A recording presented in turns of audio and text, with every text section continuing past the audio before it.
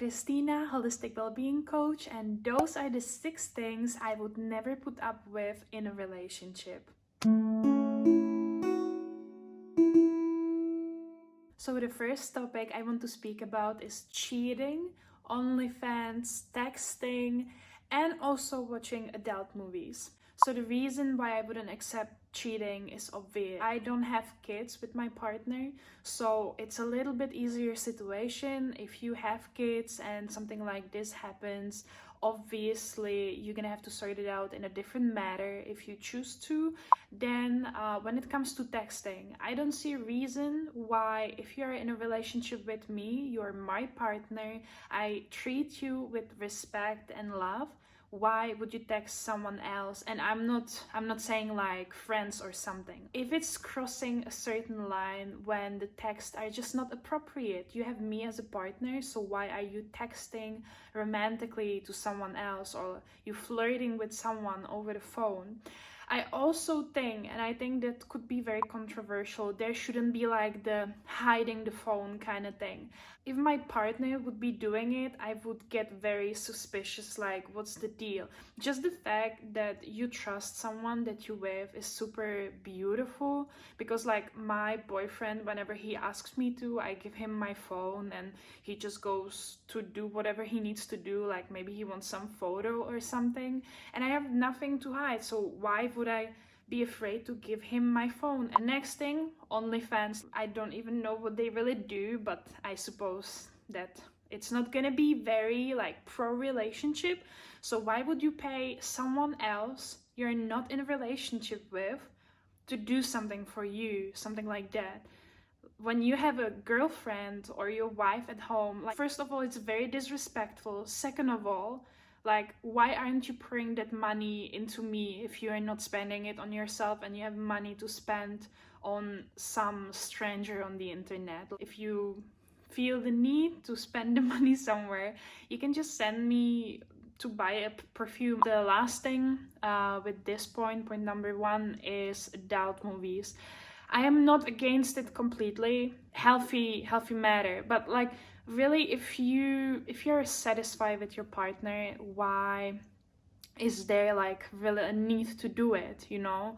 I'm speaking about addiction, or where you do it every single night of the week. If something like that is happening, I would really like approach my partner and ask him like what this is all about, like why does he have the need to do so, and maybe we would figure something out, that something is not working, or I just don't see it as a very healthy aspect of the relationship. I don't think there should be a need to do so. So second point, also very obvious, is any type of abuse, whether it's physical or emotional.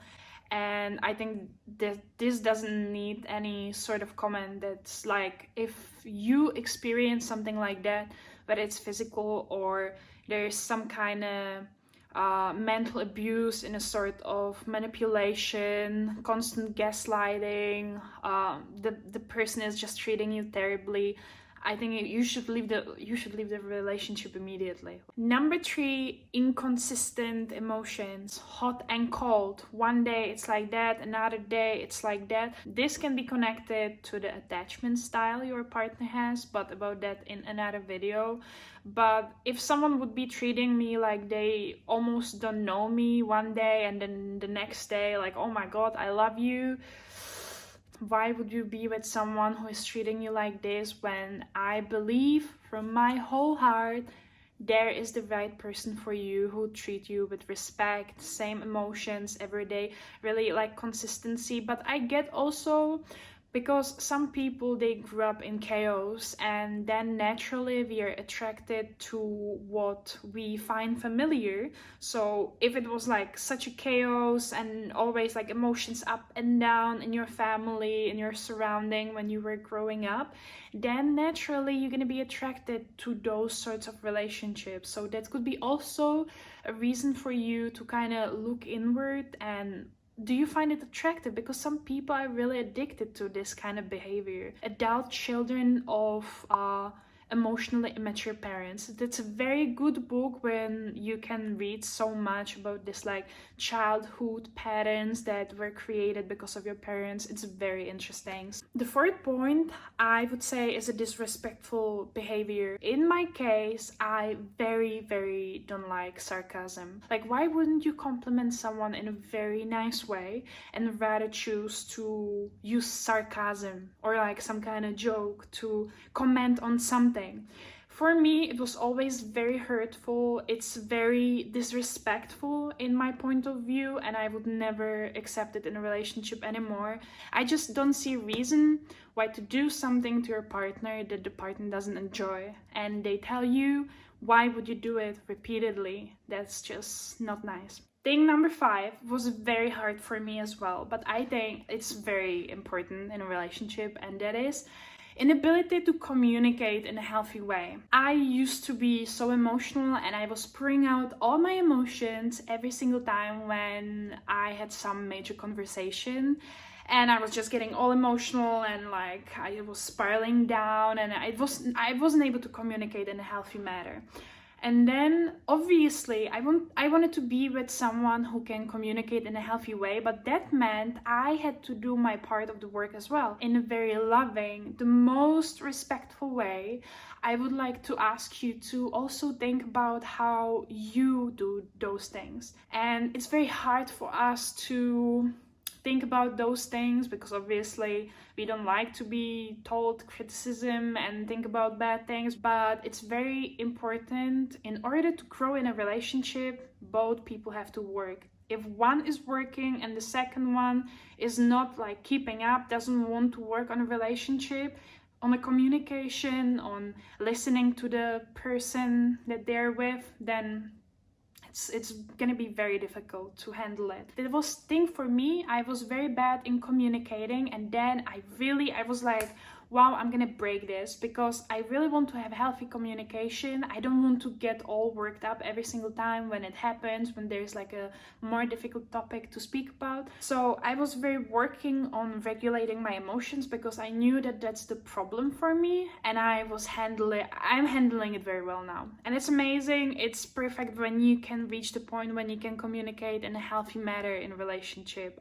I wish you from my heart that if you're not there yet, that you're gonna reach that point, because it feels so amazing to be in a relationship with someone who matters to you so much that you put in the work and you communicate in a healthy way. And the 6th point, I am not my boyfriend's mom. I'm his partner. He wants to marry me one day. I am not his mom. I'm not gonna like pick up after him. He is an adult, and he should act that way. You work together, you want to have clean and nice space. So like every single now and then, I clean something after him, he cleans something after me. There are women who love to cook and love to clean and take care of the household. Lovely. There are men that love to clean and cook and take care of the household. Lovely. As long as you figure out a system where you are both happy with what you do, perfect. I am my own person, he is his own person, and we are both contributing to the system to work properly. Not one doing so much and the second one just like laying on the couch and doing nothing. That's super bad. It's so damn attractive when my boyfriend, when he does some housework, when he goes and like cleans the kitchen counter or something. I'm like, oh, okay. I know, ladies, for a fact that we all know what this is about, and it's very attractive when the man takes initiative and takes care of you. And other days maybe he is late at work, so you clean, you cook. It has to be a system that works for both of you, but neither of you should take care of the other person like their child.